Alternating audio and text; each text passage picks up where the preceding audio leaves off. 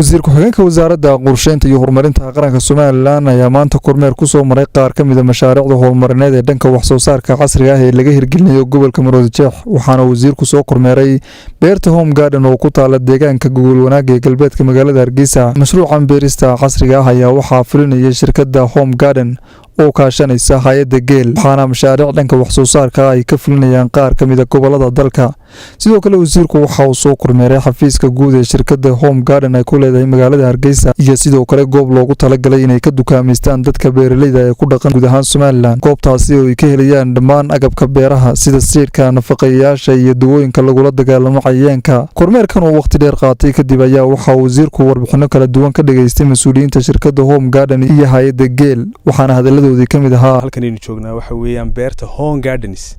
oo ku taala deegaanka Gogol Wanaag oo 30 kiiloomitir u jirta magaalada Hargeysa. waxaan runtii wafdiga aanu tusnay waxyaalaha runtii halkan aanu ka qabanay intii aanan halkan imanna waxaanu soo marnay xafiiska Home Garden ee ku yaala magaalada Hargeysa ee uu ka dhisan yahay one stop shopka Home Gardens halkaasi oo laga helo dhammaan agabka beeraha sida seedka, nafaqeeyaasha iyo dawooyinka lagula dagaalamo cayayaanka waxyeeleeya dalagga. annaga waxaa noo sharaf ah mar walba inaynu la shaqeyno dadka private sector-ka oo aynu ka horumarino waxyaabaha ka dhiman xagga technical-ka, xagga seeding-ka, xagga garsan greenhouse-ka oo wax walba ay ku yimaadaan waxyaana partnership maxaad keentay maxaan ku darnaa waa intaas un bay ku timaadaa. waxaanu rajeynaynaa kolay meelo badan inaanu gaadhno oo ay ka mid yihiin gobolada dalka oo dhan aanu wada gaadhnay intaa ka harsan mashruuca insha Allah. waxaanu kaloo aanu iyaga qudheedo aanu ka qayb qaadan doonaa xagga tababarada dadka aqoontooda kor loogu soo qaadayo sector-ka laftarkiisa. sida imika Mustafa uu ka dhawaajiyay waxaa jiraysa imika meeshan gacanta ay ku hayaan tababarka loogu talagalay annagana waxa noo qorsheysan at least ugu yaraan dhowr iyo 20 qof oo ardayda jaamacadda oo dadkan ugu soo horeeyay sanadkan gudihiisa aanu doonay inaanu u bilowno aanu rajeynay inaanu kala shaqeyn doono Mustafa iyo arrinka ayagana. intaasi kadib waxaa hadalada iska daba qaatay mas'uuliyiin ka socday wasaaradaha qorsheynta iyo beeraha waxaana hadaladoodii ka mid ahaa maanta aad baan ugu faraxsanahay anagoo ka socday wasaaradda beeraha Home Garden oo aan maanta soo booqanay gurigeeda xafiiskeeda wararka Hargeysa iyo beertan haween ku taala waxa weeyaan tii ugu horeysay ee nooceeda ay horta wadanka laga sameeyo ee dhinaca wax soo saarka waxaan leeyahay greenhouse-ku waa technical wadanka ku cusub oo aan hore loo isticmaali jirin oo xagga wax soo saarka qayb weyn ka qaadanaysa nimankan goladan Home Garden-na dhiirigelin fiican ay sameeyeen in ay qorshahan ka mashruucan kana sameeyaan. kormeerkaygan wuxuu daaranayo kaliyaata inaan bal soo observe kareyno waxa xaqiiqada dhulka taala oo wasaaradda qorsheynta iyo jeer waxa loo soo gudbiyaa documents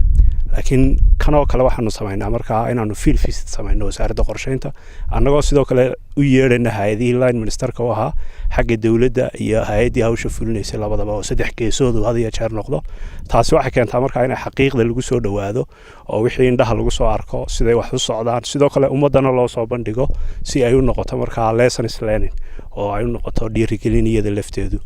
insha Allah waxaan rajeynaynaa inuu intaa in ka badan aanu xiriir dhow yeelan doono qolada mashruuca Geel wada sidoo kale aanu xiriir dhow yeelan doono qoladan tababarada iyaga laftooda siinaysa. ugu dambeynna waxaa goobtaasi ka hadlay wasiir ku-xigeenka wasaaradda qorsheynta iyo horumarinta qaranka Soomaaliland Injineer Xuseen Ibraahim Buuni waxaana uu ka warbixiyay ujeedada socdaalkiisani. socdaalkayagu wuxuu daarnaa ama waftigan socdaalkiisu maanta wuxuu daarnaa inaanu soo kormeerno oo soo indhaynayno indhahayaga ku soo aragno mashaariicda horumarineed ee ay ka gacan siinaysa xafiiska Geel ay ka hirgelinaysay gobolka Maroodijeex guud ahaan. marka mashruucan waxaan u soo qaadanay sample inaanu soo qiimeyno soo aragno soo kormeerno waxa ay ka taageertay shirkaddan Home Garden mashruuca Geel oo ceel u qoday iyo in xafiiskan weyn ee one stop shop ka la yiraahdo ay runtii ka gacan siisay. inta badan wasaaradda qorsheynta iyo horumarinta qaranku marka maadaama ay diyaarintii qorsheynta horumarineed qaranka leedahay waxa sidoo kale u raaca qiimeynta iyo dabagalka. marka koobaad in qorshaha ama mashruuca wadanka laga qabtay uu ku saleysan yahay qorshaha horumarinta qaranka oo uu inline la yahay. marka labaadna in qorshihii horumarineed ee qaranka ee dawladdu runtii ay qorshaysay ama wasaaradda qorsheyntu ay lead-ka ka ahayd in uu sidiisii u fulay dhaqaalihii project-kii loogu talagalay mashruucu sidiisii uu galay goobtii loogu talagalay uu ka qabsoomay iyo rajadii laga qabay waxa ka soo baxaya marka mashruuca la qabto outcome expectation waxa afka qalaad lagu yiraahdo waxa ka soo baxay tii laga eegayay taasay runtii daaran tahay aad iyo aad baan ugu mahad celinaynaa xafiiska geel oo iyagu runtii mashruucan ka gacan siiyey shirkadda gaarka loo leeyahay Home Garden iyo USAID oo fanka bixisay Mustafa Sacad iyo tiimka Home Garden waxaan runtii ku bogaadinayaa tusaalaha wanaagsan ee u noqdeen ummadooda in aynu dalkeena wax kala soo baxnaa waxay ku xiran tahay horumarkeena waxay ku xiran tahay geedi socodka guud ahaan qarankan maxaa yeelay horumar marka laga hadlayo markaba waxa imanaya waa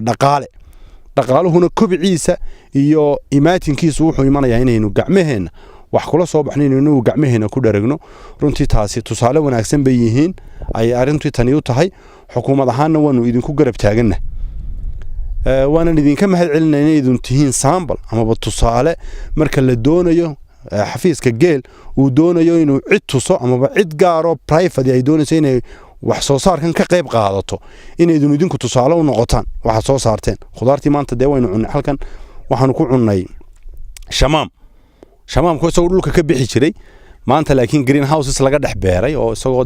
dusha u soo laalaada runtii waa tusaale wanaagsan waxaanaynu haysanaa dhul runtii qaniya oo qani ku ah inaynu wax soo saarka iyo dhiraynta bulshada reer Soomaaliland runtii waxaanu ku boorinaynaa xukuumad ahaan kuna dhiiri gelinaynaa kana gacan siin doona hadii Ilaahay yiraahdo in ay ku dhiiradaan wax soo saarka dalka inay ka qayb qaataan si looga runtii badbaado ama looga kobco faqriga iyo runtii saboolnimada waxaynu saboolnimada iyo faqriga kaga bixi karnaa inagoo gacmaheena inagu wax kula soo baxna